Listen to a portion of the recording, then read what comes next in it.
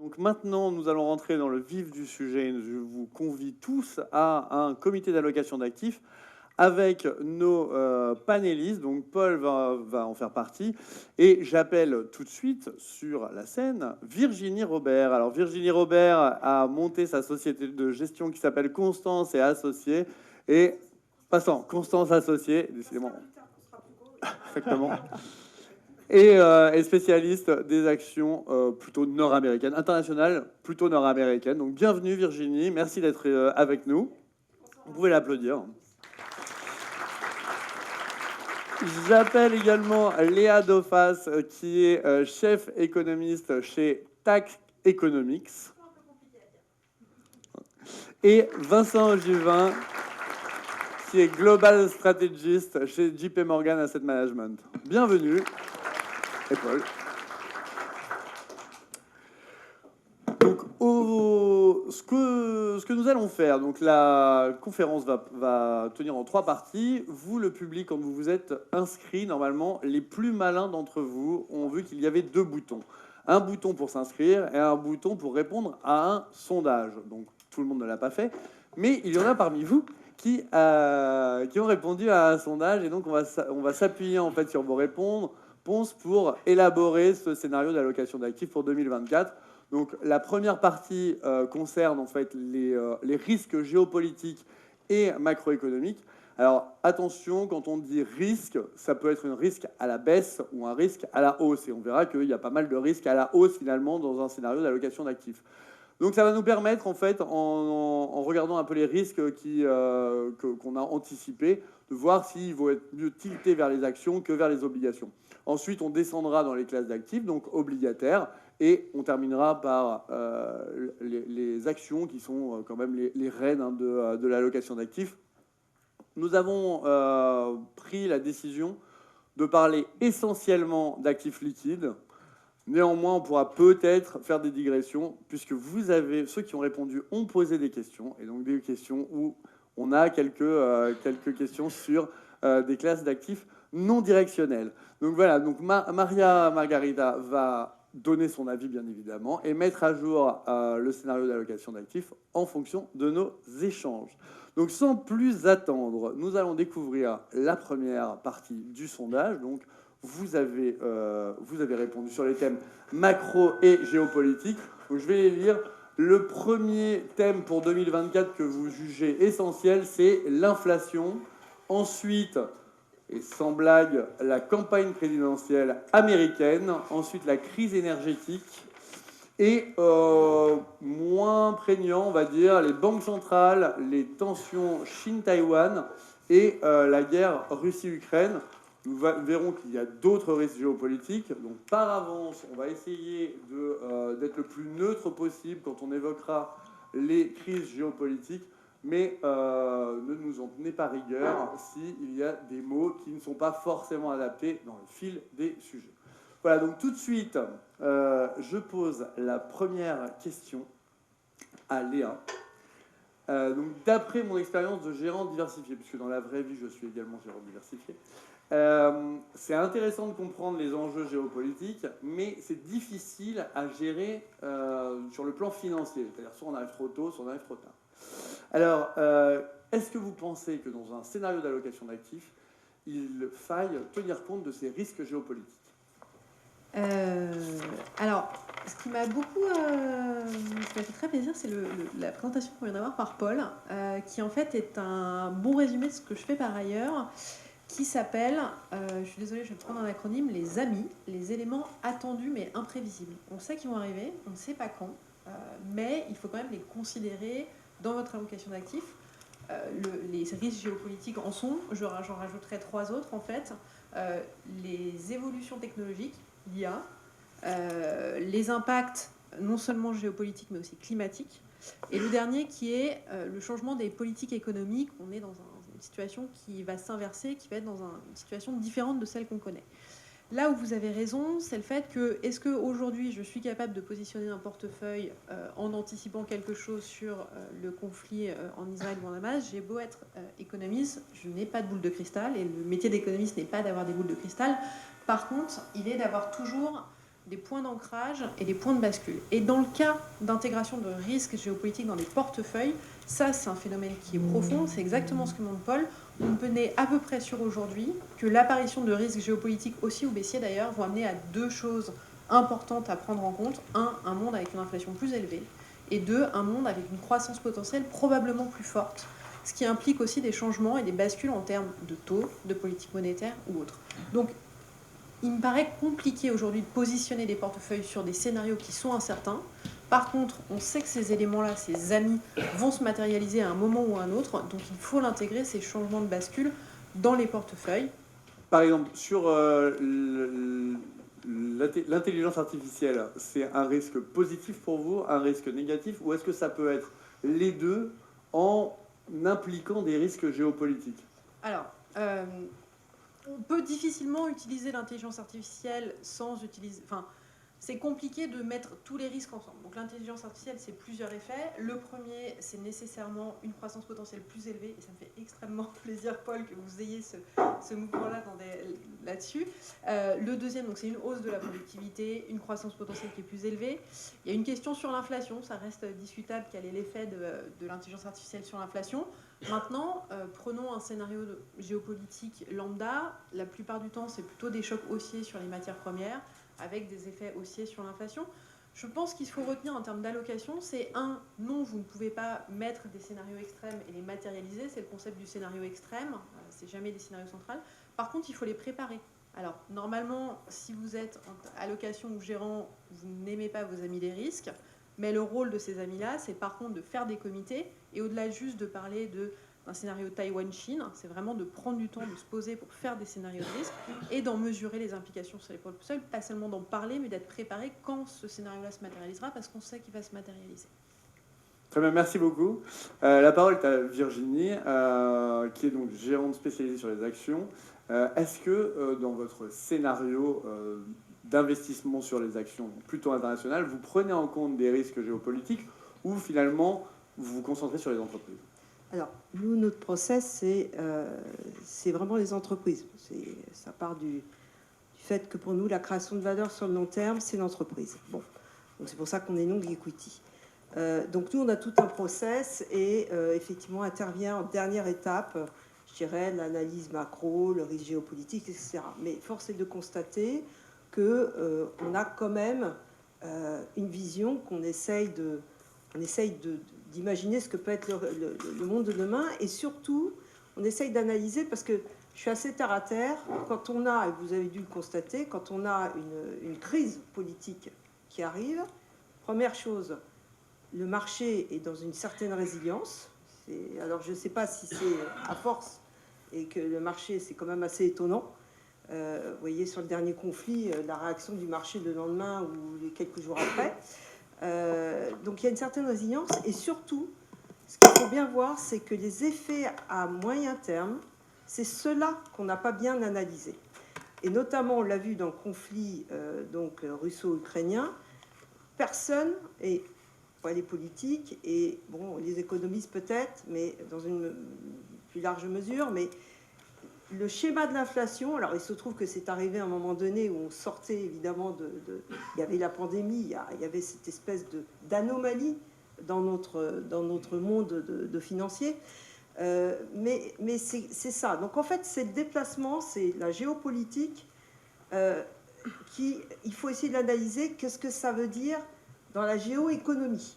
Et dans la géoéconomie aujourd'hui, nous on a des grands sujets, donc là aussi je vais préciser, je pense qu'on est sur vraiment une fracturation de blocs, c'est d'actualité. Vous savez qu'aujourd'hui, il y avait la rencontre Xi Jinping-Biden. Et donc, on pense évidemment tout de suite, le prochain conflit, est-ce que c'est Taïwan? Faut bien comprendre que Taïwan, oui, alors chacun essaye de gagner du temps. C'est-à-dire que les Américains, ils savent que ça va arriver à un moment donné. Donc, il faut être moins dépendant.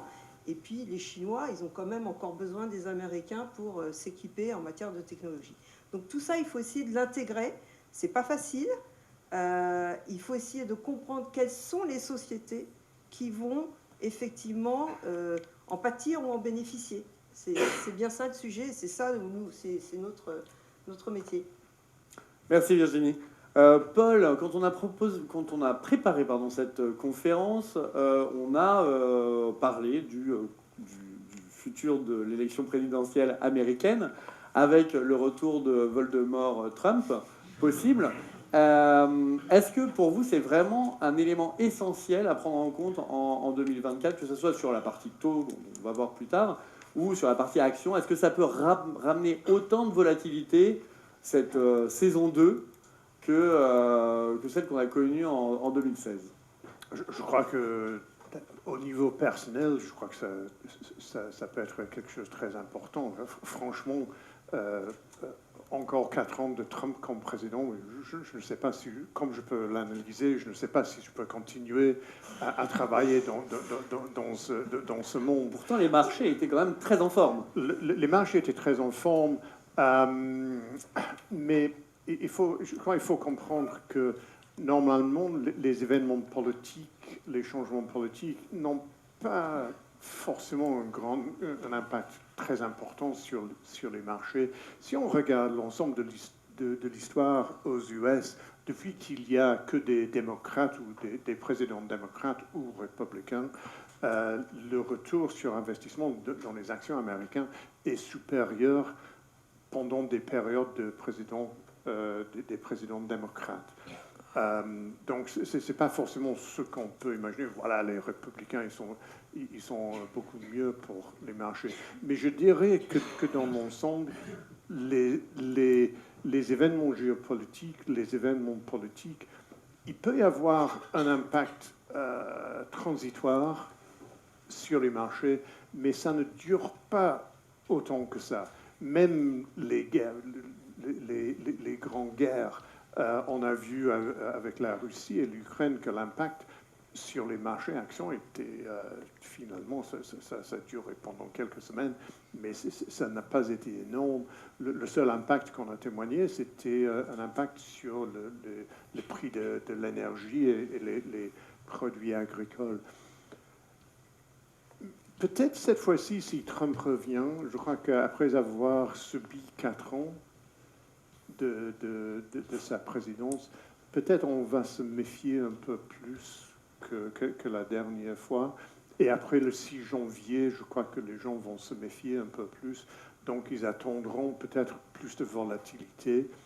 Les relations avec la Chine, je ne sais pas, mais je crois qu'il y a un risque qu'il y aura plus de rupture. Les relations avec l'Europe, à mon avis, ne seront pas aussi fortes qu'avec Biden.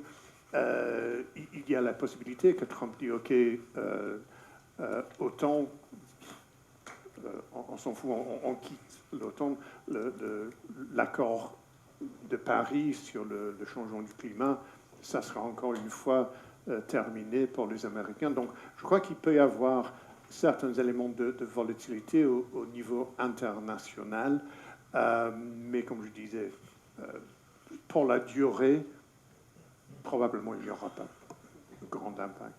Ok, merci beaucoup. Et donc bonsoir Vincent. On a vu que l'inflation était au cœur des préoccupations, en tout cas de l'audience qui a répondu au sondage. Et on a eu quand même une sortie spectaculaire, on peut le dire, de la politique de taux zéro entre 2022 et 2023. Mais on ne voit pas bien l'effet, enfin en tout cas l'effet sur l'économie réelle n'est pas forcément très, très criante, alors qu'on s'attendait plutôt à une crise immobilière assez importante avec cette remontée des taux. Finalement, on a quand même quelque chose de très à l'équilibre. Alors, est-ce que vous pensez qu'en 2024, la remontée des taux va enfin avoir un effet probant sur l'économie réelle, que ce soit le chômage ou même certaines parties de l'économie, que ce soit l'immobilier ou autre?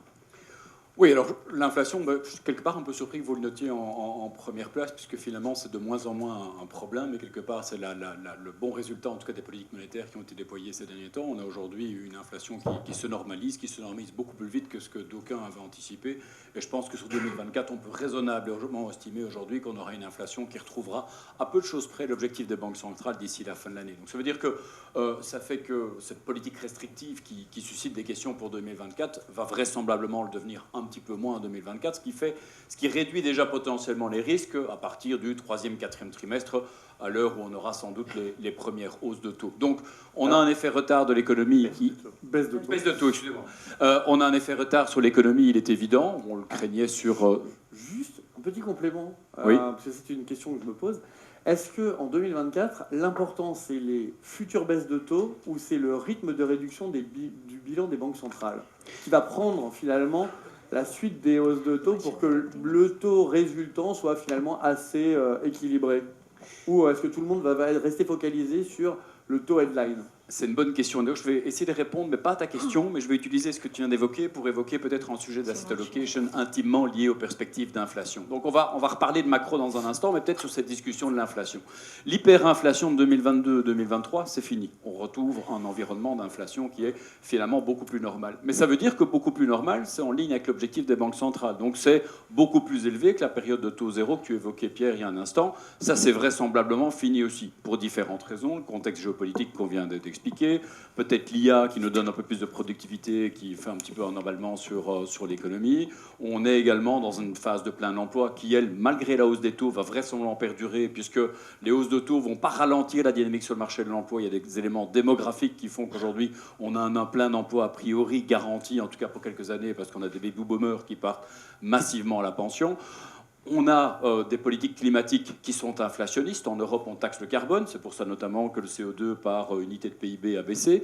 On a notamment une taxe carbone, ou en tout cas un prix du carbone qui est à peu près à 100 € la tonne métrique en Europe et qu'on va implémenter aux frontières. On vient de commencer une phase test le 1er octobre avec le Carbon Border Adjustment Mechanism qui sera également inflationniste. Je pourrais vous parler pendant des heures sur pourquoi est-ce que l'inflation à moyen et long terme va rester vraisemblablement plus élevé que ce qu'on a connu ces 10 dernières années. Donc dans nos allocations, il faudra tenir compte davantage de ces inflations, de son impact économique, mais de son impact également sur les classes d'actifs.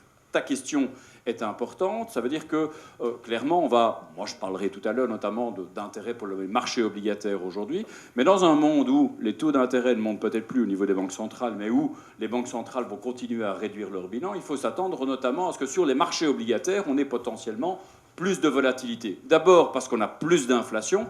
Chaque période dans l'histoire où on a eu plus d'inflation, on a eu plus de volatilité sur les marchés obligataires. On n'en a pas connu des masses, des périodes de forte inflation, l'après-Seconde Guerre mondiale, les années 70, 2022, 2023 et au-delà.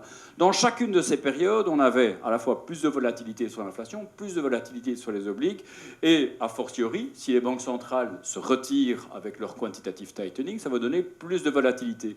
On a vu que, si on regarde un indice, par exemple l'indice MOVE, que vous connaissez tous, qui calcule les mesures de la volatilité obligataire, ça a baissé d'à peu près 25% durant la période QE1, QE4. Maintenant, qu'est-ce qu'on voit? L'inflation repart, le QT est enclenché, la volatilité des marchés obligataires a augmenté de 30-40%. Donc on va se retrouver dans un monde potentiellement avec plus d'inflation. Pour nous, asset allocator, qu'est-ce que ça veut dire? Ça veut dire qu'on va avoir une corrélation entre actions et obligations qui sera vraisemblablement plus élevée. Donc ça, c'est déjà en tout cas un élément à prendre en considération. Et on aura une volatilité des obligations qui sera plus élevée aussi. Donc ça ne veut pas dire que ça n'est pas intéressant d'être en obligation. Chez nous, chez JP Morgan Asset Management, c'est une classe d'actifs qu'on privilégie pour 2024, mais dans le contexte inflationniste, même bénin qu'on attend pour la décennie à venir, il faut se rendre compte qu'on aura plus de volatilité au niveau de l'inflation, plus de corrélation entre actions et obligations, et donc l'actif obligataire sera moins diversifiant. D'où la question que certains ont évoqué lorsqu'ils ont rempli leur fichier Asset Allocation. Est-ce qu'on ne peut pas mettre quelque chose à côté d'actions et obligations? Et c'est là évidemment tout le sujet actuellement. Il nous faut, aux côtés des obligations, d'autres actifs diversifiants qui fonctionnent dans un contexte plus inflationniste. Alors certes, les actions nous apportent une partie de cette protection, mais il faut évidemment aller sur des actifs privés. Alors ça peut être de l'immobilier par exemple, ça peut être de l'infra, ça peut être pas mal de thématiques sur ce type d'éléments. Merci beaucoup. Donc, on a eu des questions posées par le public lors du sondage. Donc, on avait une question qui concernait le conflit au Proche-Orient. Je pense que vous avez répondu tous un peu que finalement les risques vraiment géopolitiques avérés, c'était à des risques, on va dire, d'un point de vue marché épidermique, mais qu'on avait des sauts et finalement tout ça rentrait dans l'ordre et était plutôt assez contenu. En revanche, on a à moins que, je ne sais pas si quelqu'un veut ajouter quelque chose sur ce terrain très glissant. Non, personne, ça ne m'étonne pas. Et nous avons eu également une question sur le lag donc des hausses de taux en US et en Europe. Donc tu as commencé à y répondre. Mais une question intéressante sur quelle est la valeur des propos des membres de la Fed en dehors des réunions. C'est-à-dire qu'on a des idées divergentes en public, mais finalement, tout le monde vote unanimement lors des réunions de la Fed. Est-ce que ça, c'est de nature à ancrer des anticipations ou au contraire à créer de la volatilité? Je sais pas qui veut répondre. Alors moi, je peux commencer sur un point, parce qu'il y a suffisamment d'économistes et stratégistes pour faire la partie quelle est l'implication au marché. Nous, on utilise des modèles.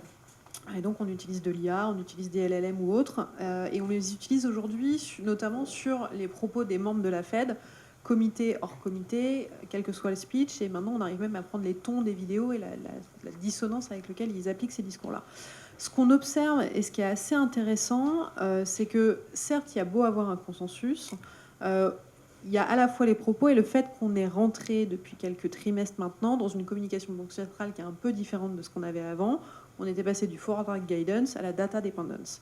Donc aujourd'hui, quand on voit qu'un chiffre d'inflation, qui était somme toute anticipé et assez attendu, ou en tout cas en ligne avec les attentes, fait énormément bouger les marchés, le fait d'avoir des outils qui peuvent permettre de discerner le ton des speeches, même si à terme, en termes de vote, on arrive au même résultat, et je pense intéressant et va l'être d'autant plus qu'on perd ce forward guidance et qu'on est assez flou aujourd'hui sur la trajectoire banque centrale parce que c'est de la data dependence, qu'on est en fin de cycle et que la volatilité des données va être de plus en plus forte. Donc, à l'impact que ça peut avoir, certes, mais quand vous faites des exercices de sentiment, board, clé, membres du board non clé et discours associés aux réunions de la Banque centrale et autres discours, en fait, on voit beaucoup de divergences et ça permet en fait, d'être un bon indicateur avancé des mouvements de taux. Si vous prenez vraiment des discours et que vous essayez de faire le sentiment, vous voyez qu'en termes de mouvement et d'anticipation de taux, c'est souvent des bons proxys. Quelqu'un veut... Moi, je dirais que ça montre qu'il y a un problème de communication des banques centrales, qu'on a besoin des outils de IA pour comprendre ce qu'ils racontent, qu'est-ce que ça veut dire. À mon avis, ils communiquent beaucoup trop aujourd'hui. Et moi, je préférais le monde où c'était le Bundesbank on avait l'impression que le Bundesbank essayait de nous surprendre avec ses décisions. Et Greenspan, qui disait à une époque au Congrès des US, quelque chose, je vais le dire en anglais, mais if you think you've understood what I've just said, I must have misstated. You know, I must have misspoken. L'idée était de cacher ce qu'il voulait dire. Pour moi, les membres de la Fed qui donnent des messages dans tous les sens, à mon avis, c'est une erreur. Il faut être beaucoup plus économique avec les communications.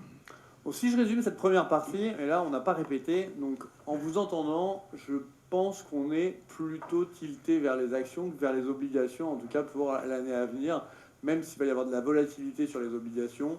Et finalement, en faisant un bon stock picking, on devrait plutôt bien s'en tirer, si j'ai bien compris ce que vous avez dit. Mais alors, je parle sous le contrôle de Maria, qui va nous donner en fait le positionnement actuel des portefeuilles qu'elle gère et elle, ce qu'elle a compris de ces échanges.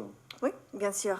Donc, nous, à Revela, nous, on gère des mandats discrétionnaires pour des clients qui sont normalement très long terme et qui ont un horizon d'investissement de 10 ans et plus. Donc, on construit des allocations stratégiques qui sont long terme et qui sont assez diversifiées. Et si bien nous suivons de près les risques géopolitiques et macroéconomiques, et nous ne prenons pas de décisions tactiques visant à exploiter les conditions sur le court terme, parce que ça nous rajoute du risque discrétionnaire et ça nous éloigne de notre objectif principal, qui est la préservation du capital pour nos clients. Dans ces scénarios agités, en fait, notre meilleure approche reste toujours la bonne diversification du portefeuille et une bonne discipline de gestion, et pour ainsi éviter des biais de comportement et pour rester toujours vigilant aux opportunités de rééquilibrage. Après, je voudrais juste rebondir sur un point que Paul a fait sur la première partie de cette présentation, les changements climatiques. En fait, je pense que c'est un sujet qui doit être dans les radars des investisseurs. Les changements climatiques est un risque extra-financier qui, en fait, peut être considéré comme un risque de type géopolitique. Parce qu'en fait, l'impact long terme peut avoir une influence sur la stabilité mondiale. Et ici, du coup, je pense que c'est un sujet qui doit être pris en compte par les investisseurs. Et au niveau de l'allocation d'actifs, je pense qu'il y aura des secteurs et des classes d'actifs qui vont se voir bénéficier de cette transition. Et ici, je pense notamment aux obligations vertes, la technologie qui a été aussi mentionnée par Paul, et les énergies renouvelables, et même l'infra, par exemple.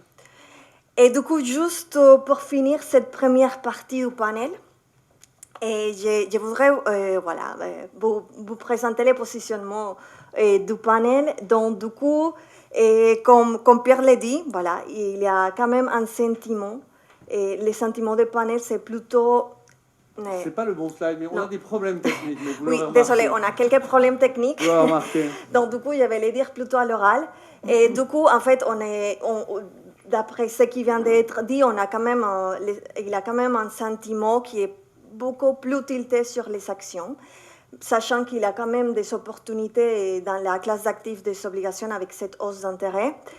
Et du coup, voilà. Et je pense que ce qui a été aussi mentionné, c'était la qualité des actifs. Donc, du coup, la qualité des actions et la qualité des obligations. Mais après, on va rentrer en détail sur les positionnements par classe d'actifs dans la deuxième et troisième partie du panel. Mais pour l'instant, je pense que c'est tout ce que j'ai à dire. Donc, je te laisse la parole, Pierre. Alors, sur un portefeuille, au départ, 50% actions, 50% obligataires, on serait quoi, à 55 ou 60% actions? 60-40, je dirais. 60-40, donc on part en 2024. Est-ce que vous êtes d'accord, le panel? 60 étant au point neutre d'un point de vue US, oui. Moi, je serais plutôt neutre equity et plutôt plus d'intérêt pour l'obligataire. On en reparlera tout à l'heure. Avec une question de séquence quand même. Quand est-ce qu'on fait? Est-ce que notre allocation, c'est de l'allocation mi-2024, fin 2024? Fin 2024. Moi, je remettrais des séquences, mais ouais, dans l'ensemble, assez d'accord. Moi, je suis toujours long equity, donc je n'ai pas la bonne réponse.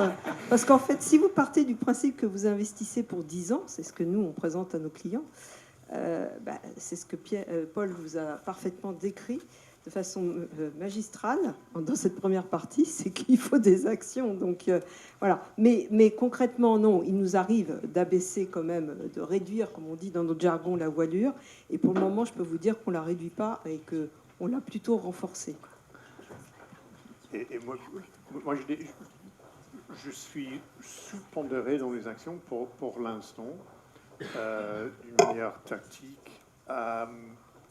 Si on regarde historiquement, quand il y a une repontification des courbes, normalement, la dette souveraine surperforme les actions. Je sais qu'il y a une espèce de disconnect en ce moment entre l'économie, les banques centrales et les marchés, mais normalement, pendant ces périodes-là, parce que les taux longs, les taux courts baissent, les retours sur investissement, sur les obligations sont pas mal. Donc, je dirais, moi, je préfère probablement les obligations aux actions en ce moment, mais pour le long terme, il faut rester avec les actions.